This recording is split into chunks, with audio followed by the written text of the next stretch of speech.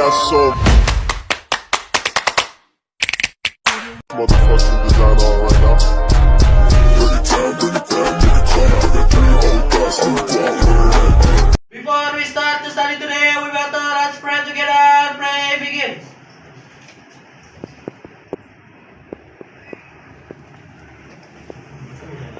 Finish. Greeting to the teacher. Assalamualaikum warahmatullahi wabarakatuh. Waalaikumsalam warahmatullahi wabarakatuh. Gimana kabarnya hari ini semuanya? Alhamdulillah luar biasa. Allahu Akbar. Oke, sebelum kita memulai pembelajaran ya, Ibu mau absen dulu. Ibu sebutin ya satu-satu, nanti angkat tangannya. Aditya, Sakirudin, Agung, Hadir. Ganendra, Hadir. Enda, Hadir, Bu. Fajar, Hadir, Bu. Farel, Hadir, Bu. Inlan, Gusli, Hadir. Hana, hadir. Hegar, Hadir. Ibna, Hadir. Ika, hadir. Ilham, Hadir. Karisma, saya. Alijar, Hadir. Alfaris, Hadir. Melias, hadir. Muhammad Bintang, Hadir, Bu. Muhammad Naufal, Hadir, Bu. Mutiara Azizah, hadir. Nashwa, hadir. Najwa, hadir Bu. Olivia, hadir Bu. Fanka, Hadir, Bu. Yoga. Hadir, Bu. Biar semangat nih, kita ice breaking dulu gimana?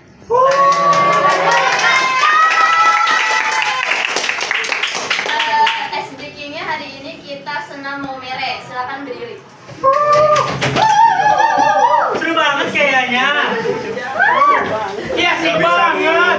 Semangat. Iya asik banget.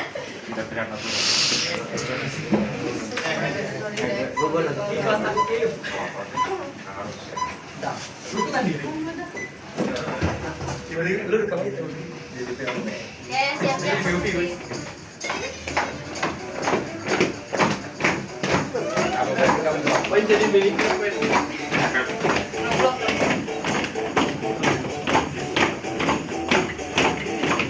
Muternya hati-hati ya.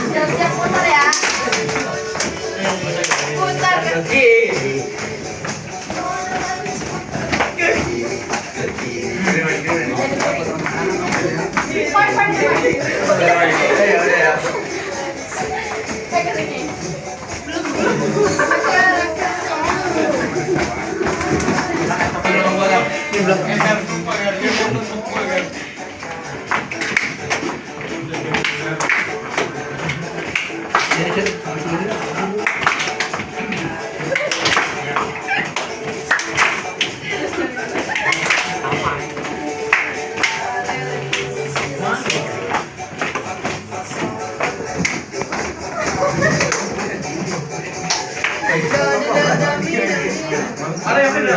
Ayo.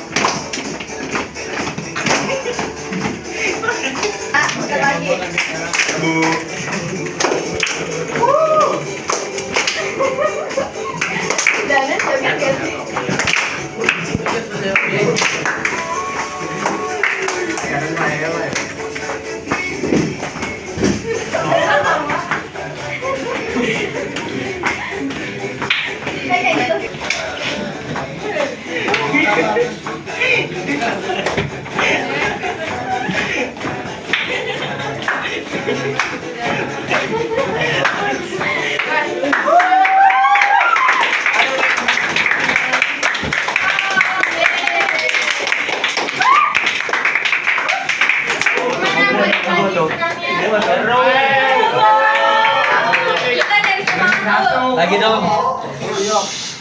Nanti ya.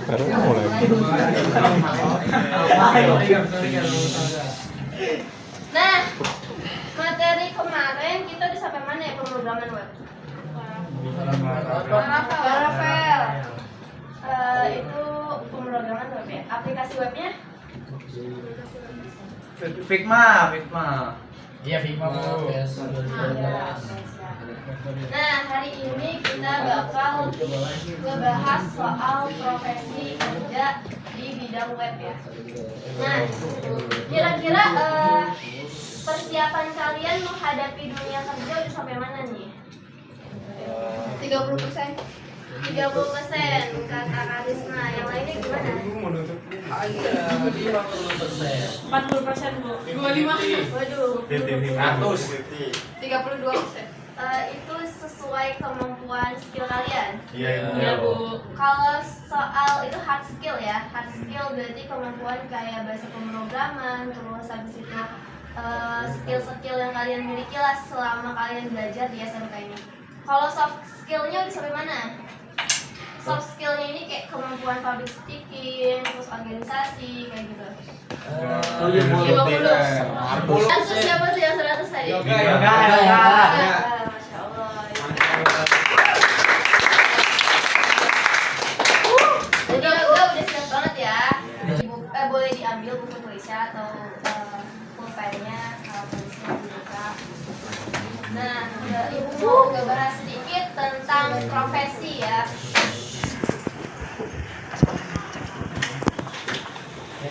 Ada yang gak bawa buku hari ini? Bawa ya semuanya. Alat tulisnya gimana, Mas? Pinjam, Bu.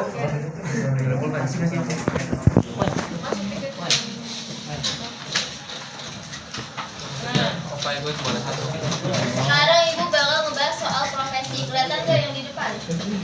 Yang presentasiin. Terlihat tidak? Lihat ya. Apa itu profesi? Suatu Hmm?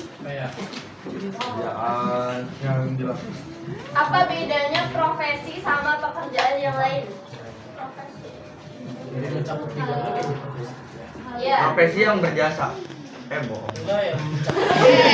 Kata Nova profesi yang berjasa. Terus ada yang lain? Profesi itu pekerjaan yang digabungkan dengan hobi.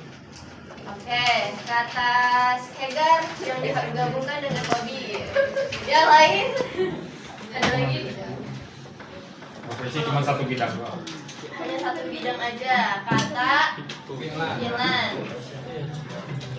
Jadi emang pekerjaan ini dibagi ya. Jadi ada pekerjaan biasa, profesi atau profesional. Nah, pekerjaan biasa yang bukan profesi, contohnya apa? Kuli. Kuli apa nih? Kuli bangunan. bangunan. Kuli bangunan. Masa iya dia bukan profesi? Kenapa bukan profesi? Coba alasannya. Profesinya kuli bangunan. Dukun. Dukun ya. Oh iya dukun. Dukun pekerjaan. Bukan juga. Profesi arsitek. Dukun pekerjaan bukan? Bukan. Bukan. Bukannya. Terus ada yang lain? Yang bukan profesi itu Iya. kayak kerja di ini di PT mungkin. Ya, karyawan swasta. Selain itu, Gojek. ya boleh. Terus, Tukang parkir. Tukang dari kubur. ya, Masuk ke bu.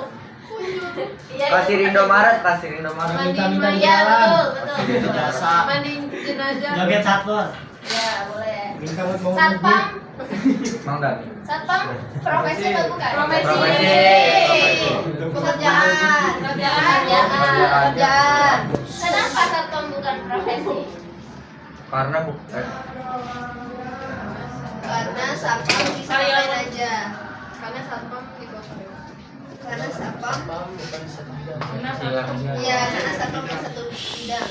Jadi profesi itu bedanya sama pekerjaan biasa. Jadi profesi itu membutuhkan pendidikan pekerjaan. Jadi dia ada jenjang karirnya ya. Di pekerjaannya itu memiliki jenjang karir dan pendidikan yang harus dia lanjut. Contohnya profesi apa aja? dokter. Dokter, Guru. polisi, Masinis. polisi. Terus? Nah udah, oke. Ya, contohnya kayak dokter, guru, tadi ya pilot, polisi, tentara itu juga membutuhkan pendidikan, pengetahuan dan keterampilan khusus ya. Maka itu disebut profesi. Oke. Nah, sedangkan pekerja biasa itu tidak membutuhkan pendidikan yang berjenjang lanjut ya. Contohnya kayak tadi karyawan swasta itu nggak harus dia pendidikannya lanjut. Nah, profesi ini juga harus memiliki sikap yang profesional dalam bekerja. Contohnya kayak gimana? Profesional dalam yang berlaku di pekerjaannya. Contohnya seperti apa? Kedisiplinan, terus Bertanggung jawab. tanggung jawab, oke benar Enda. Terus pakaian, ya Ketelitian. kelakuan, ya ketelitian. Oke, bisa dilanjut nih? Oke, sekarang udah sedikit tahu ya apa perbedaan profesi sama pekerjaan biasa. Ya bu, paham. Nah, jadi kalian bisa ada gambaran lah ke depannya. Contohnya kalian mau bekerja pekerjaan biasa memilih atau ingin melanjutkan pekerjaan sebagai profesi. Udah ada gambaran? Hah? Ya. Lanjut ya. Oke, emang problemnya di Indonesia profesi itu masih dianggap apa nih yang sekarang lagi booming? Soal apa nih profesi itu? Selain guru, perawat, ya kadang sekarang tuh masyarakat sedang demo-demonya kenapa pekerjaan profesi ini membutuhkan keterampilan, ketekunan tetapi tidak sebanding dengan hasil yang didapatkan ya. Dibandingkan dengan karyawan biasa gitu. Itu yang menjadi problem di negara kita ya. Terus profesi adalah suatu bentuk pekerjaan yang mengharuskan pelakunya memiliki pengetahuan tertentu yang diperoleh melalui pendidikan formal dan keterampilan tertentu. Misalnya yang didapat dari pengalaman kerja orang tersebut atau Bisa juga orang tersebut memperbarui keterampilannya sesuai dengan perkembangan teknologi. Secara umum, profesi didefinisikan sebagai bidang usaha manusia berdasarkan pengetahuan, di mana keahlian pengalaman pelakunya diperlukan oleh masyarakat. Nah, jadi profesi ini pekerjaannya berkaitan dengan apa? Hah? Pengalaman, betul. Terus apa? Karena dia menghadapi banyaknya Klien. banyaknya masyarakat atau kliennya. Terus di mana keahlian dan pengalaman pelakunya diperlukan oleh masyarakat. Definisi ini meliputi 3 aspek. Yang pertama, dia harus memiliki ilmu pengetahuan. Terus juga aplikasi kemampuan atau kecakapan dalam public speakingnya juga. Terus berkaitan dengan yang berkaitan dengan kepentingan umum ya. Oke, terus lanjut ke profesi pekerjaan. Nah, profesi dan pekerjaan ini ada versus ya. Pertama, profesi itu ada etika yang mengatur. Terus juga profesi menghasilkan jasa bagi orang lain. Profesi tidak ada campur tangan orang lain. Jadi berdasarkan dirinya sendiri. Gak ada yang ngatur dia. Dia emang berdasarkan apa ya, kemauan dirinya sendiri, tapi juga harus ikuti, balik lagi, ikuti apa? Etika. Terus pekerjaan, adanya campur tangan orang lain. Dia diatur biasanya oleh bos atau manajer atau yang punya daripada pekerjaan itu. Lanjut. Yang pertama ini ada application developer. Nah, ini berkaitan dengan pekerjaan di bidang IT ya. Application developer ini juga harus bisa menggunakan teknologi, entah itu yang terbaru, teknologinya software yang terbaru, atau yang dibuat oleh perusahaan tersebut. Tapi yang paling pentingnya dari application developer ini harus memiliki skill akunting. Kalian juga sebenarnya nggak harus belajar bahasa pemrograman aja, tetapi kalau kalian otodidak bisa juga belajar tentang akunting. Karena kalau kalian lanjut nanti di jurusan IT, sistem informasi ataupun teknik informatika, di semester 1-2 kalian juga belajar akunting. Pasti itu wajib bagi seorang lulusan IT. Akunting itu biasanya yang dipakai software-nya apa aja ya?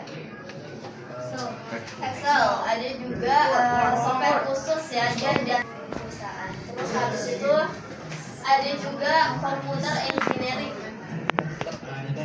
Nah, seperti terlihat di gambar itu pekerjaannya seperti apa? Kalian coba definisikan. Itu ada apa? Tol. Membuat sistem tol. Ya, betul. Kata novel adalah membuat sistem tol. Jadi computer engineering ini pekerjaannya yang mengatur sistem operasional daripada Pembayaran. sistem pembayaran tol ya. Karena waktu 2012 ke bawah sebelumnya masih menggunakan tenaga manusia. Di tol tuh masih banyak karyawan-karyawannya. Sekarang udah mulai berganti menjadi mesin. Nggak lagi diperlukan tenaga manusia. Jadi karyawannya mungkin beralih di bidang teknologinya ini, di kantornya, tugasnya, kerjanya. Terus ada juga data analis. Nih. Contohnya data analis itu pekerjaannya apa aja nih? Ada tulisannya. Kebaca gak? Nah, kalau kalian buka Infolocker online, di situ ada digital data analis. Contohnya di sini yang dibuka oleh loker Gojek ya. Dia membutuhkan tenaga digital analis. Syaratnya dia harus bisa memanajemen data dari sosial media. Contohnya kayak Facebook, Twitter, Instagram, Google Analytics, SEO, dan sebagainya. Terus juga dia harus punya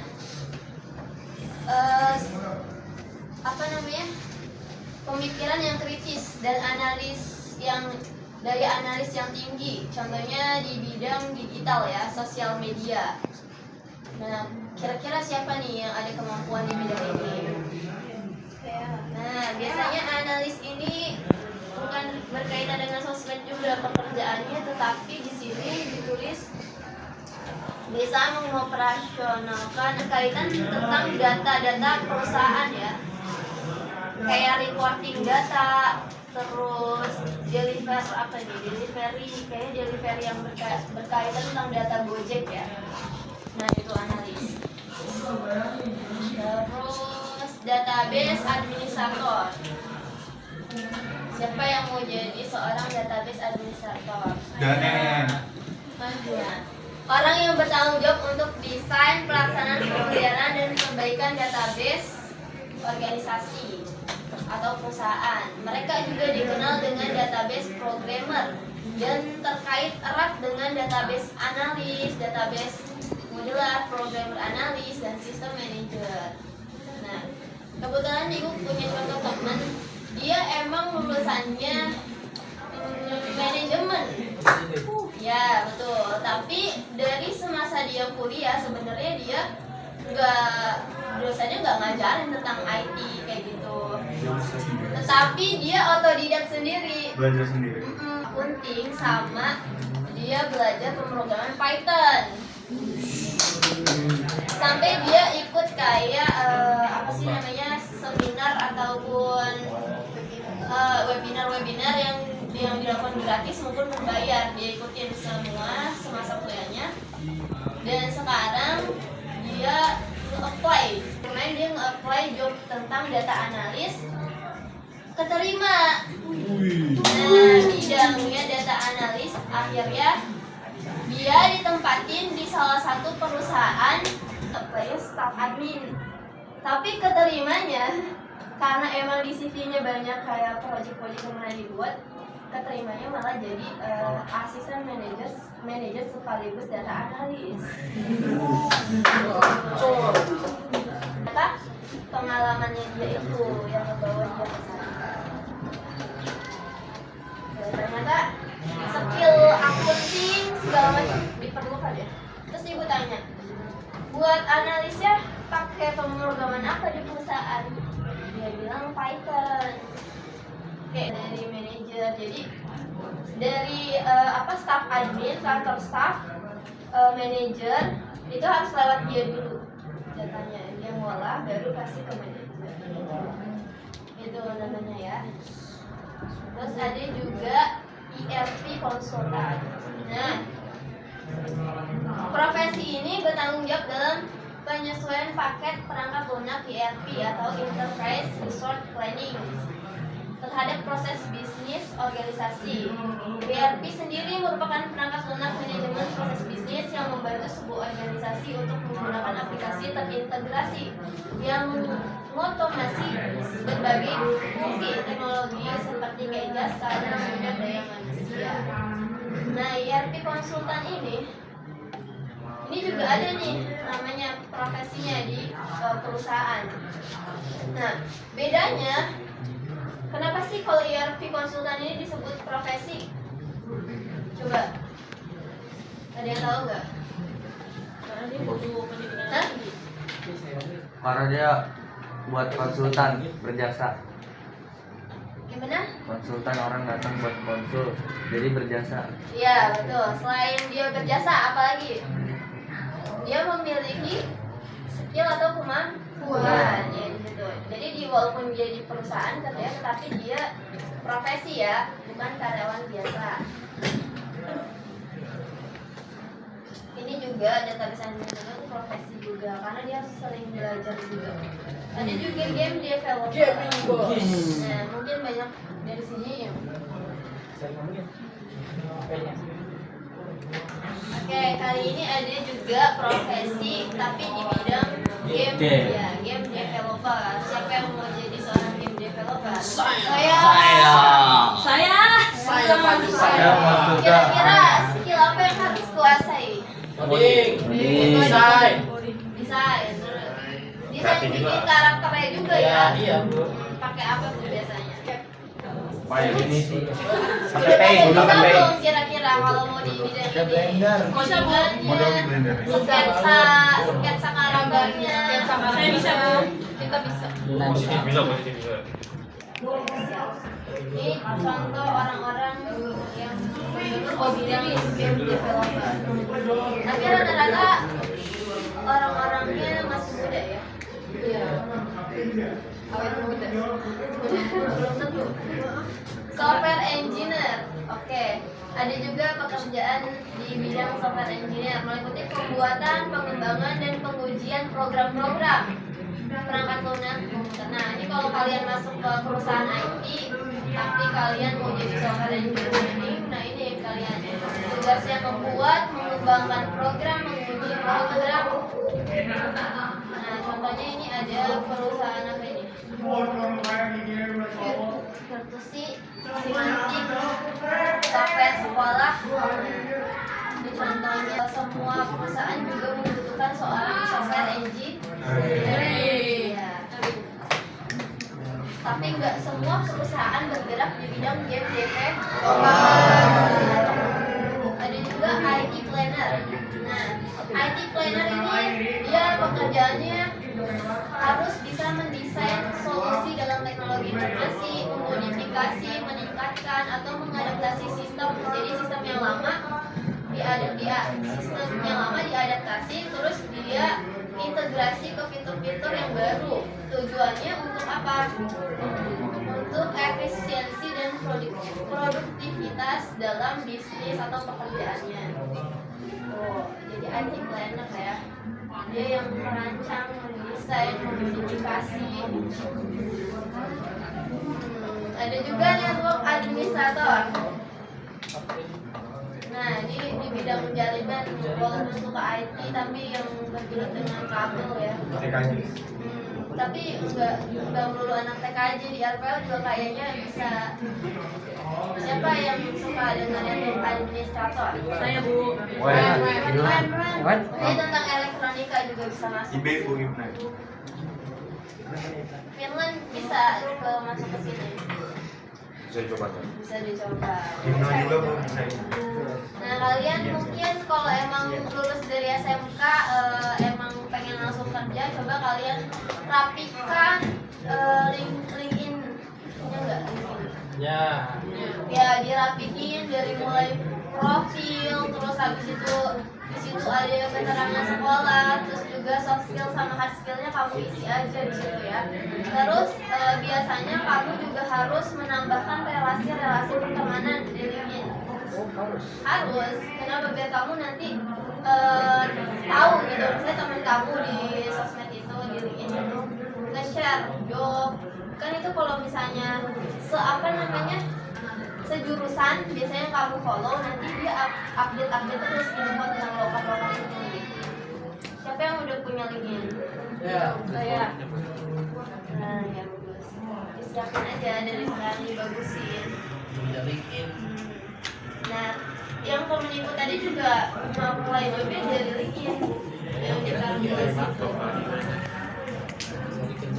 Terus ada juga information security analyst.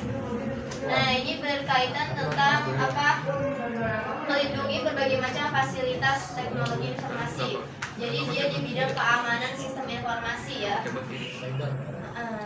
Cyber security. Nah, ini juga perlu pemrograman khusus di bidang ini ya, buat mengamankan sistem-sistem yang udah dibuat agar tidak diretas oleh hacker ya. Jadi setiap perusahaan juga memiliki seorang security analyst. Terus juga ini ada daftar gaji, rata-rata gaji karyawan IT di Indonesia. Kayak contohnya application developer itu stafnya sekitar 5.400.000. Terus juga ada computer engineering, masih pemula itu biasanya 3.700.000-an gitu. Jadi kalau emang diinterview oleh HRD ya nggak bisa nembak tinggi-tinggi. Toh nanti ditanya kamu udah punya pengalaman kerja di mana aja, itu kelihatan. Jadi kamu mau nembak 7 juta langsung, dilihat dulu kemampuannya. Tapi ada hati-hatinya juga nih. karena emang lagi beredar kayak kabar-kabar berita kalau orang yang berangkat ke luar negeri untuk bekerja ada juga melalui orang yang salah. Ya, jadi dibohongin gitu.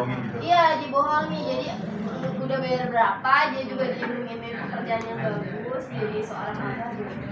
Malah yang infonya dia ditahan di satu kelompok, di satu kosan ya, tapi kosannya juga ada AC-nya, tapi dikasih makan sehari cuma sekali di sana juga. Kan kita juga nggak tahu apa yang terjadi ke depan, atau emang dia dijadikan sebagai admin judi online atau ya kan di sana emang apalagi Taiwan itu banyak loh, atau juga dia mau diambil warganya kan nggak tahu. Nah makanya itu harus lewat lembaga resmi ya yang menyalurkan tenaga Indonesia ke luar negeri.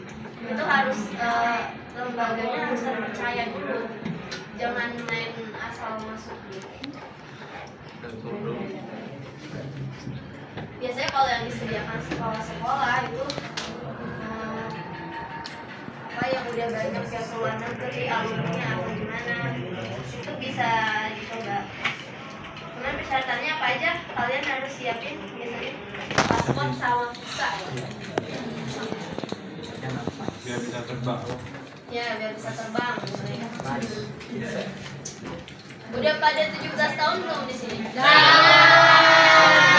punya KTP? Sudah. Ada. Siap terbang ke Singapura, Bu. Yang udah 17 tahun itu segera bikin KTP. Jadi ketika nanti lulus ijazah udah keluar bisa ngelamar kerja. Tapi yang buat mau kuliah aja ya nggak apa-apa, bikin aja KTP-nya gitu. Terus ini ada UI UX developer sekitar segitu pemulanya. Ada video engineer, ada juga web developer sekitar 4.600.000 juniornya. Mungkin ada yang udah kepikiran mau masuk di bidang mana kalau ke perusahaan. Nah, bidang Kalau emang ada yang mau linjur pekerjaannya. Iya. udah lihat video.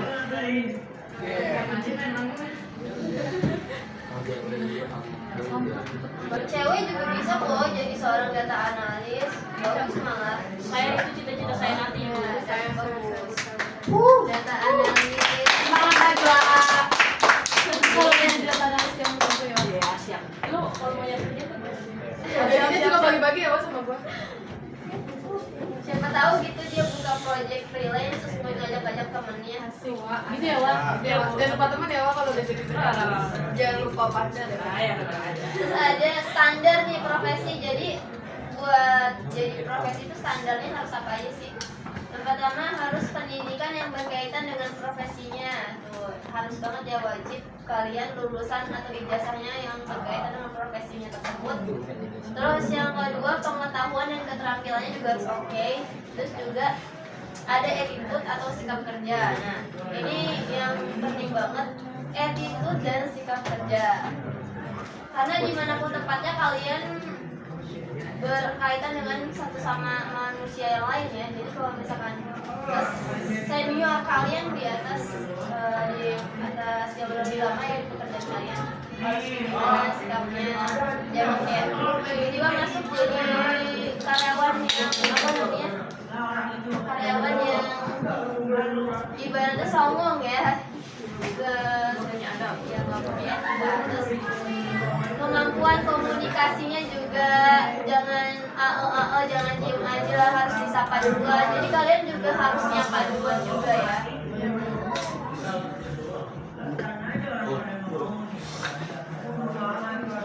Oke, selain memiliki attitude dan sikap kerja yang bagus, kalian juga harus memiliki kemampuan komunikasi yang baik ya. Terus juga punya juga sertifikasi dan training yang pernah kalian ikuti di bidang profesinya kayak gitu. Jadi buat meyakinkan kalau kalian tuh benar-benar bisa di bidang itu. Jadi kalian harus punya sertifikasi atau training lah yang pernah kalian miliki. Nah, kalian lulus SMK ini juga nanti sekitar di bulan Januari atau Februari, kalian melakukan kegiatan sertifikasi juga di bidang kegiatan RPL ini. Contohnya kayak apa?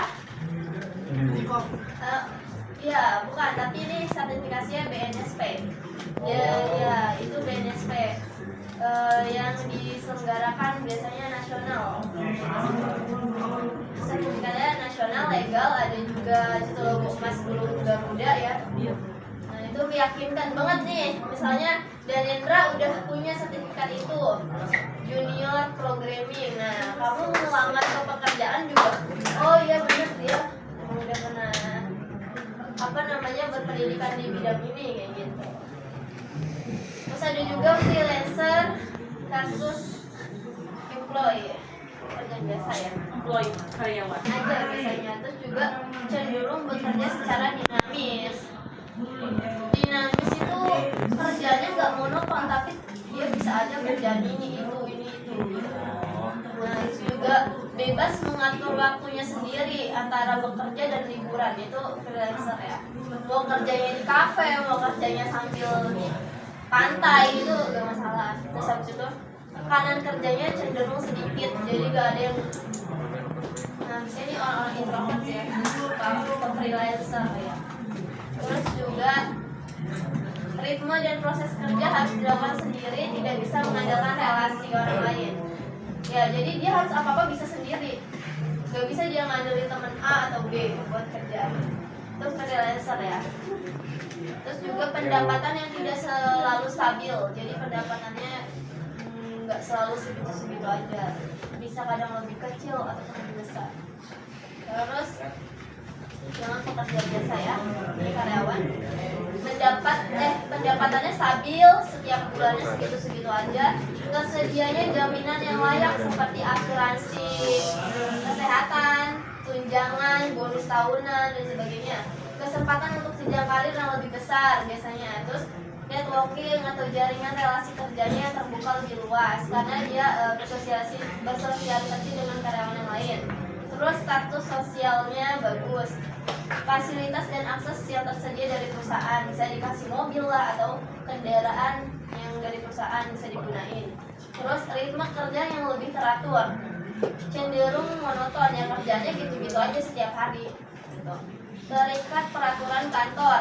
Nah, ini harus ikutin aturan kantor tiap harinya, jam masuk, jam pulang kayak gitu. Terus kecenderungan terlibat dengan konflik dan politik di kantor. Jadi kalian harus membiasakan diri mendengar tentang politik kantor ataupun konfliknya yang terjadi di kantor tersebut.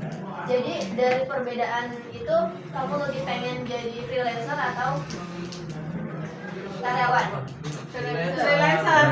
Salah, nggak bisa itu. Gak sopan juga ya, Bu. Oke. Tapi kalau untuk pemula lebih baik sih ibu saranin jadi karyawan. Iya, Saya kan karyawan dulu. Saya karyawan, saya juga karyawan. saya bisnis Belajar disiplin. Saya bos, ikutin aturan. saya punya karyawan Bos muda, amin bos muda. Yang pertama, jadilah karyawan yang lincah, cekatan, memiliki semangat belajar yang tinggi. Jadi apabila ada tugas segera kerjakan, tuntaskan, dan segeralah beralih ke pekerjaan baru. Tuh, jadi yang disukai nama bos, manajer itu kalian lincah, cekatan. Kalau udah tugas A bisa langsung ke B.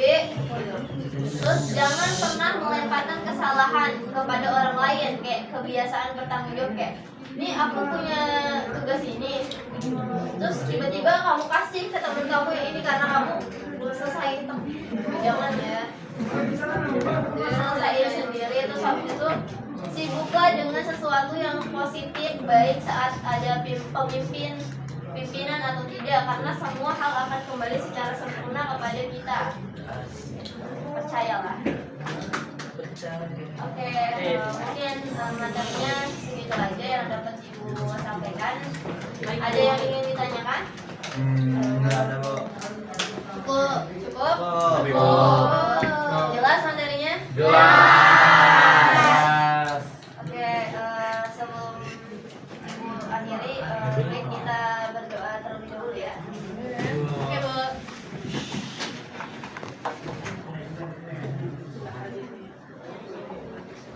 Before we begin, how we better let's pray together and pray begins.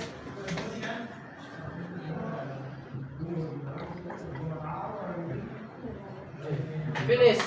Greeting to the teacher. Assalamualaikum warahmatullahi wabarakatuh. Waalaikumsalam warahmatullahi wabarakatuh. Oke, tetap semangat untuk hari esok semuanya. Jaga kesehatan, jaga pola makan. Oke, terima kasih semuanya.